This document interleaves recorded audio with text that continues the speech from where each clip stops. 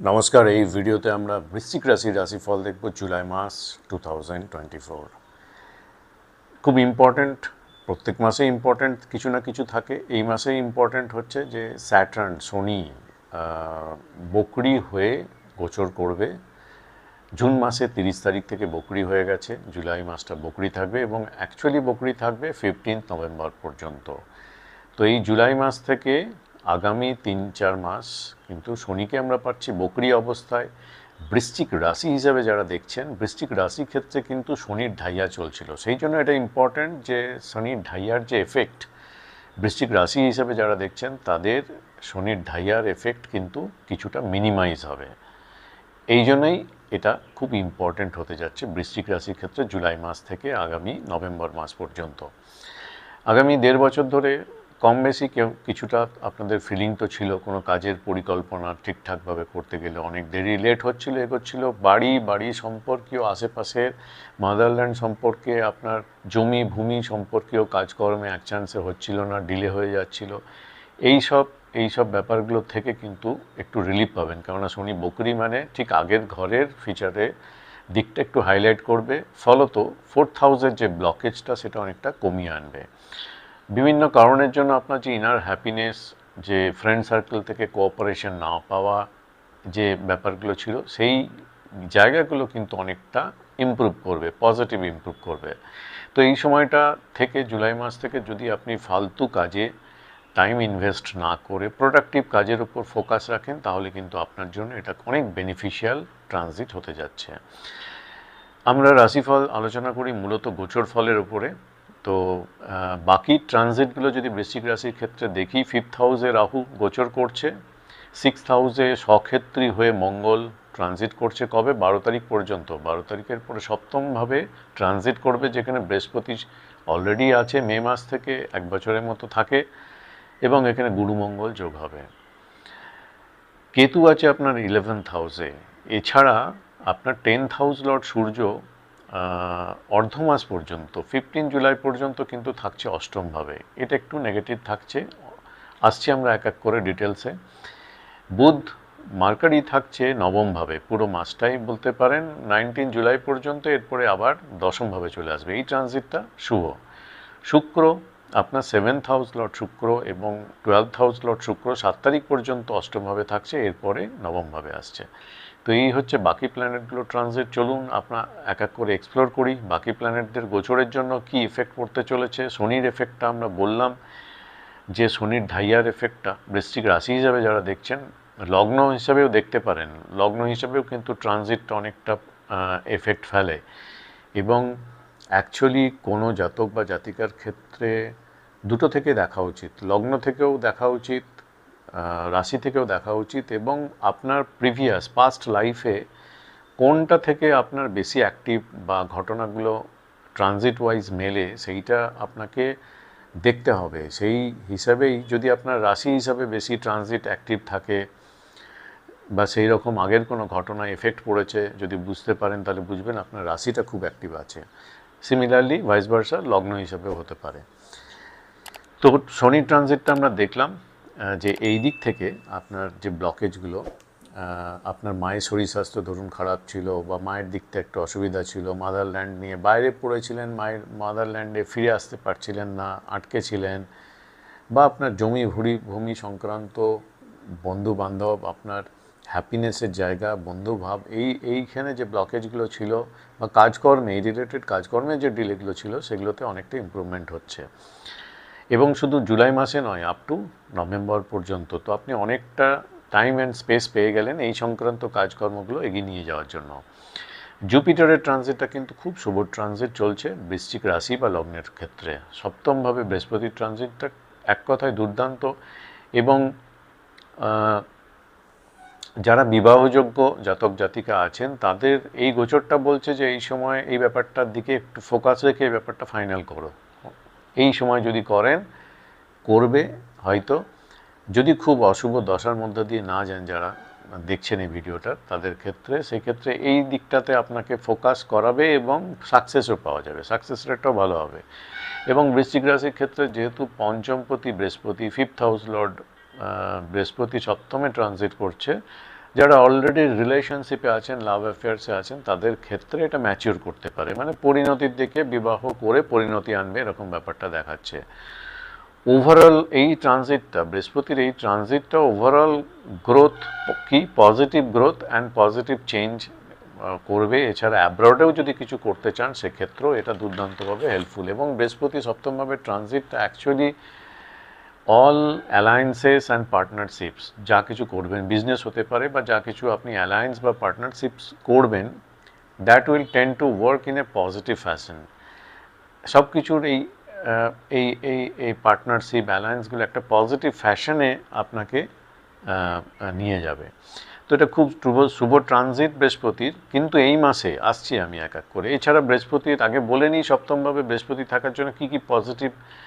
এখন এই মাসটা একটু ব্লক হবে 12 তারিখের পরে, সেটা আসছি। কিন্তু ইন জেনারেলভাবে বৃহস্পতি 7th হাউসে থাকার জন্য এইগুলো হচ্ছে পজিটিভ পার্ট। এছাড়া রিলেশনশিপের ক্ষেত্রে হাজব্যান্ড ওয়াইফের রিলেশনশিপটা খুব ভালো থাকে এই সময়, এবং যে কোনো কন্ট্রাক্ট, বিজনেসের ভালো ইমপ্রুভমেন্ট, এইগুলো জেনারেলি দেখা যায়। এবং 7th হাউস যে দেখা গেছে যখন বৃহস্পতি ট্রানজিট করে তখন ডিভোর্স লাইক সিচুয়েশন যাদের চলছে তাদের কিন্তু বৃহস্পতি ট্রানজিটের সময় আবার একটা সিচুয়েশন এরকম তৈরি করে যে কাপলদের একত্রে এনে রিওয়ার্ক করতে বলে এবং ডিভোর্স প্রসিডিওর থেকে, ব্রেক থেকে আবার ওটা কনভার্সন করে মেরামতির দিকে। ডিভোর্স হতে যাচ্ছিল এরকম ক্ষেত্রে। ওয়ারাজ যদি 7th হাউসে ট্রানজিটে যদি শনি থাকে সেক্ষেত্রে কিন্তু ড্যামেজ করে দেয়। ডিভোর্স মানে ডিভোর্স হয়েই গেল, ডিভোর্স লাইক সিচুয়েশন যাদের চলে। কিন্তু বৃহস্পতি মেরামতি করে এই জায়গাটা একটা সুযোগ তৈরি করে, এরকম দেখা গেছে। তো এই দিক থেকে হেল্পফুল। এবারে আমরা চলে আসি যে এই মাসটা 12 তারিখ পর্যন্ত এই ব্যাপারগুলো, পজিটিভ ইভেন্টগুলো ঠিক আছে সব দিক থেকে আমি যেগুলো বললাম। 12 তারিখের পর থেকে কিন্তু মঙ্গল এখানে চলে আসছে। মঙ্গল হচ্ছে 6th হাউস লর্ড, এবং মঙ্গল একটা হট প্ল্যানেট, অধৈর্য করে দেয়, একটু টেম্পারমেন্টের দিক থেকে লুজ টেম্পারমেন্ট করে। তো এই জায়গাগুলো আপনাকে একটু ঠান্ডা মাথায় রাখতে হবে, না হলে কিন্তু এর জন্য আবার কিন্তু একটু এফেক্ট পড়বে রিলেশনশিপে, পার্টনারশিপে, হাজব্যান্ড ওয়াইফের রিলেশনশিপে একটু টেন্স লাইক সিচুয়েশন এগুলো কিন্তু হবে এই মাসটা 12 তারিখের পর। 12 তারিখ আগে পর্যন্ত এই পজিটিভ ইভেন্ট যেগুলো বললাম বৃহস্পতি শুধু থাকার জন্য সপ্তমভাবে, সেগুলো আপনার অনেকটা কন্ডিউসিভ আছে। তো এই মঙ্গল যখন এখানে আসবে, মঙ্গলের দৃষ্টি দেখুন ডাইরেক্ট পড়ছে কোথায়, আপনার লগ্ন বা রাশি স্থানে দৃষ্টি ফেলছে। তার মানে মঙ্গল কি আপনার একটু হাই টেম্পার, অ্যাঙ্গার এগুলো করে রাখবে। মঙ্গলের দৃষ্টি অষ্টম দৃষ্টি পড়ছে আপনার দ্বিতীয় ভাব মানে পরিবার বোঝায়, পরিবারের সঙ্গে ঝামেলা, কারো হাই টেনশন হয়ে গিয়ে কিন্তু একটা ইনসিডেন্ট হয়ে গেল, এরকম ব্যাপারগুলো আসবে। এই জায়গাটাকে আপনাকে খুব কসাস থাকতে হবে। টেম্পারমেন্ট লেভেলটা আপনাকে রিচেক করে কুল লেভেলে রাখতে হবে, তাহলে কিন্তু আপনার এই জিনিসগুলো এফেক্ট হবে না এবং পজিটিভ দিকেই আপনাকে নিয়ে যাবে। বিজনেসের জন্য এই মাসটা ওভারঅলভাবে যদি বলি, বিজনেসের জন্য যারা বিজনেস করেন তাদের জন্য খুব ভালো, দুর্দান্ত এই মাসটা বলতে পারেন। ভালো গ্রোথ হতে পারে, পজিটিভ কিছু দিকে আপনাকে নিয়ে যেতে পারে আপনার বিজনেসটাকে। এবারে যারা জব করেন তাদের দিকটা একটু দেখে নিই। প্রথমে 10th হাউস থেকে আমরা জব বা কর্ম, ওভারঅলভাবে কর্মটা দেখি। তো 10th হাউস লর্ড সূর্য দেখছি আমরা অষ্টমভাবে থাকছে, অষ্টমভাবে 16 জুলাই পর্যন্ত থাকছে। তো অর্ধমাস পর্যন্ত একটু স্ট্রাগল আছে, যারা জব করেন করেন তাদের ক্ষেত্রে একটু স্ট্রাগল আছে। এবং এখানে 7 তারিখ পর্যন্ত আবার দ্বাদশপতি শুক্রের সঙ্গে থাকছে। তো এই দিক থেকে একটু জবের দিক থেকে টাফ। কিন্তু 16 জুলাইয়ের পর থেকে সূর্য চলে আসছে নবমভাবে, ভাগ্যভাবে। এইখান থেকে একটা টার্নিং মোমেন্ট নিচ্ছে। তাহলে আপনাকে 15 পর্যন্ত এক্সিস্টিং জব যা কিছু করছেন সেটা যাতে সেইটা টিকিয়ে ঠিকঠাক রাখা যায়, সেই দিকে ফোকাসড থাকতে হবে। এরপরে আপনারা আপনাদের কর্মক্ষেত্রে ওয়ার্কপ্লেস এনভায়রনমেন্টটা অনেক বেটার হবে, নতুন কিছু সুযোগ পেতে পারেন। যার কোম্পানি যেরকম, যার যে জায়গায়, যদি অ্যাপ্রাইজাল জেনারেলি জুলাই মাসে বা ইয়ার এন্ডিংয়ের পরে হয়, যদি কিছু ইন্টারিম কোনো গ্রোথের ব্যাপার থাকে সেগুলোতে সাকসেস হতে পারে। গভর্নমেন্ট জবে যারা আছেন তাদের জন্য খুবই ভালো গ্রোথ বা ভালো পজিশন কিছু আপনি হোল্ড করতে পারেন, পেতে পারেন। নতুন জবের জন্য আপনি 16 তারিখের পরে একটু অ্যাক্টিভলি ট্রাই করলে সেগুলো ম্যাচিওর করতে পারে। সব কিছু ডিপেন্ড করছে আপনার বার্থ চার্টে কীরকম আছে এই পজিশানে, সেই সঙ্গে এই ট্রানজিটটা কতটা কোরিলেট করে মিলছে আসছে সেটা দাঁড়াচ্ছে পজিটিভ প্ল্যানেটের। ধরুন এই সময় আপনার সূর্যের মহাদশা চলছে, সূর্য মোটামুটি আপনার বার্থ চার্টে কেন্দ্র ত্রিকোণে আছে বা আরও কোনো প্ল্যানেটের সঙ্গে কনজাংশনে রাজযোগ হয়ে আছে, তাহলে ডেফিনেটলি আপনার ক্ষেত্রে কিন্তু জবের বা নতুন চাকরি পাওয়ার ক্ষেত্রে বা জবের ক্ষেত্রে major change, positive change, major change definitely এই সময় হবে। এটা ডিপেন্ড করছে কম বেশি আপনার চার্ট অনুযায়ী সাপোর্টিভ হলে ব্যাপারটা হবে। গোচরের রেসপেক্টে ওভারঅল আমি আইডিয়াটা দিচ্ছি। এবারে যদি মার্কারির ট্রানজিটটা দেখি, মার্কারি হচ্ছে একাদশপতি, তো 11th হাউস লর্ড ভাগ্যভাবেই পুরো মাসটা প্রায় থাকছে 19 তারিখ পর্যন্ত। তো কোথাও না কোথাও আপনার ইনকামের স্ট্রিমটা আরও বেটার, আরও কিছু সুযোগ তৈরি করা এবং ইনকামের স্ট্রিমটা পজিটিভ ফ্লো থাকবে, এটা ইন্ডিকেট করছে। এবং অর্জিত ধনের বৃদ্ধির জায়গা যেটা আমরা সেকেন্ড হাউস থেকে দেখি, সেকেন্ড হাউস লর্ড বৃহস্পতি সপ্তমে আছে শুভভাবে, বৃহস্পতির দৃষ্টি আবার ওখান থেকে পড়ছে আপনার দ্বিতীয়ভাবে। তো ওভারঅলভাবে যদি ফাইন্যান্সের পার্টটা যদি আমরা ঢুকি, সেক্ষেত্রে কিন্তু খুব একটা হিট করছে না, নেগেটিভ হিট করছে না, পজিটিভ দিকেই আপনাকে চালিত করবে এবং ইনকাম স্ট্রিমটা আরও বেটার করার দিকে নিয়ে যাবে, এরকম এক্সপেকটেশন বেশি থাকছে আমার।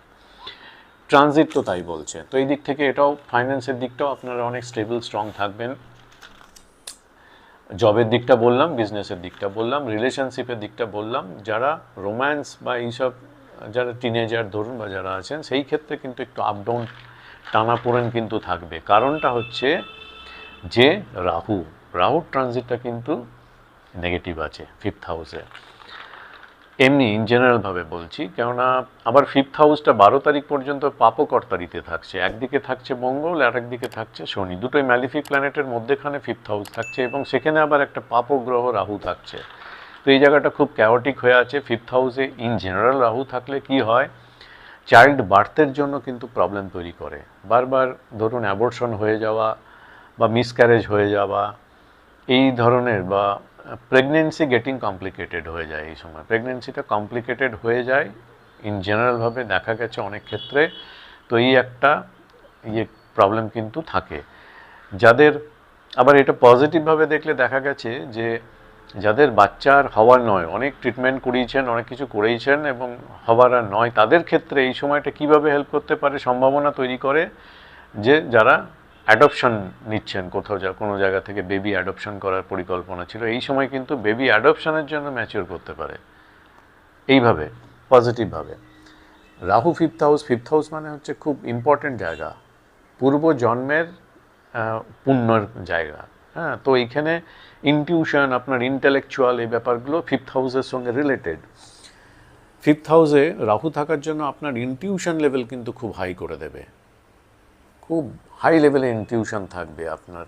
কিন্তু সেটা কোন দিকে চালিত করবে, ডার্ক সাইড অফ লাইফ, যেটা অন্ধকার সাইড লাইফের, সেই দিকে আপনার ইনটিউশন লেভেলটা হাই করে দেবে। ন্যাচারালি এটা নেগেটিভ, সেদিক থেকে আপনার ক্ষতি করবে। ডার্ক সাইডে আপনার ইনটিউশন বেশি হাই হয়ে যাওয়ার জন্য, এইদিকে আপনি ঢুকে যাওয়ার জন্য, ম্যাক্সিমাম ব্রেনটা ইউজড হয়ে যাওয়ার জন্য পজিটিভ দিকে সেরকমভাবে কিন্তু ফ্রুটফুল কনস্ট্রাকটিভ কিছুর দিকে চালিত হবে না। তো এইভাবে কিছুটা নেগেটিভিটি আছে, আপনাকে কনস্ট্যান্ট নিজেকে মনিটরিং করতে হবে, কি ভাবছি, কি থট প্রসেস, কতটা পজিটিভ, কতটা নেগেটিভ থট কমিয়ে আনছি, তার উপর ডিপেন্ড করছে আপনি কিভাবে পজিটিভ লাইফের দিকে এগোচ্ছেন। তো এই দিকে আপনাকে নিজেকে অনেকটা ওয়ার্কআউট করতে হবে। স্টুডেন্টদের ক্ষেত্রেও এই সময়টা রাহু পঞ্চমে থাকলে ইন জেনারেলভাবে একটু ফ্লাকচুয়েটিং মাইন্ড তৈরি করে, কনসেন্ট্রেশনে ঘাটতি তৈরি করে, ব্রেক ইন এডুকেশন হতে পারে অনেকের ক্ষেত্রে, প্রপার ফোকাস আসে না এডুকেশনের দিকে। যদিও চিন্তাভাবনা খুব হাই লেভেলে থাকে, এই করে নেবো, অ্যাস্ট্রোনট হয়ে যাব, নাসাতে রিসার্চ করব, এরকম ধরনের চিন্তাভাবনা স্টুডেন্টদের মধ্যে আসে।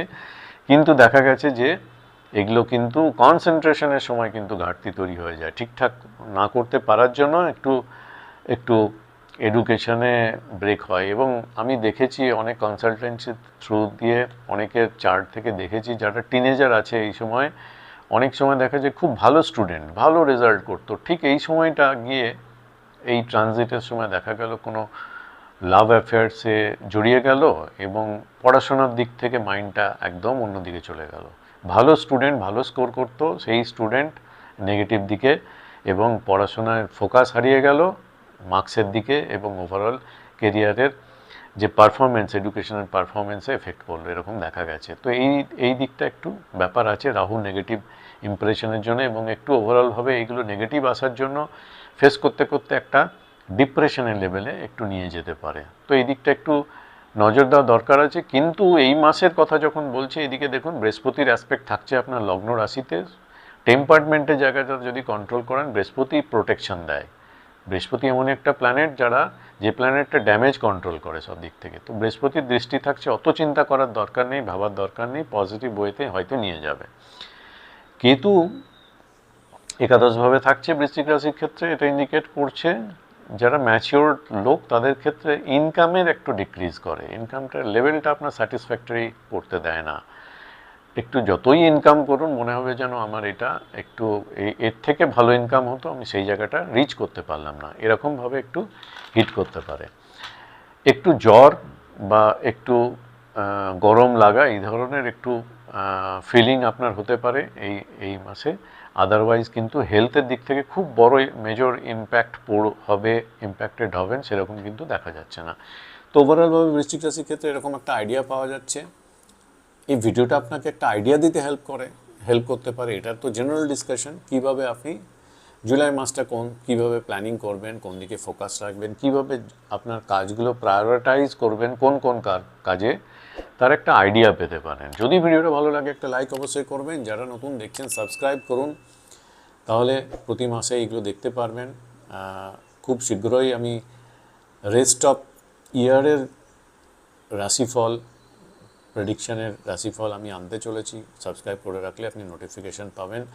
আমি কেবলমাত্র এখন অনলাইন কনসালটেন্সি দিয়ে থাকি। কেউ ইন্টারেস্টেড থাকলে হোয়াটসঅ্যাপ নাম্বারটা দেখুন ডিসপ্লে আছে, এখানে হোয়াটসঅ্যাপের মাধ্যমে কন্ট্যাক্ট করতে পারেন হাই হ্যালো করে, তাহলে আপনার কাছে অটো মেসেজ চলে যাবে, সেখানে প্রসিডিওর, ফিজ ইত্যাদি সব কিছু ডিটেলসে পেয়ে যাবেন। এই নাম্বারে দয়া করে রিকোয়েস্ট করছি কেউ কল করবেন না, কল আমি অ্যাকসেপ্ট করার মতো টাইম পাই না, বা কেউ এটা রিসিভ করার জন্য কেউ থাকে না। তো এখানে হোয়াটসঅ্যাপের মাধ্যমে মেসেজ করে এনকোয়ারিগুলো করতে পারেন। তো আজকের মতো এই পর্যন্তই, অনেক ধন্যবাদ।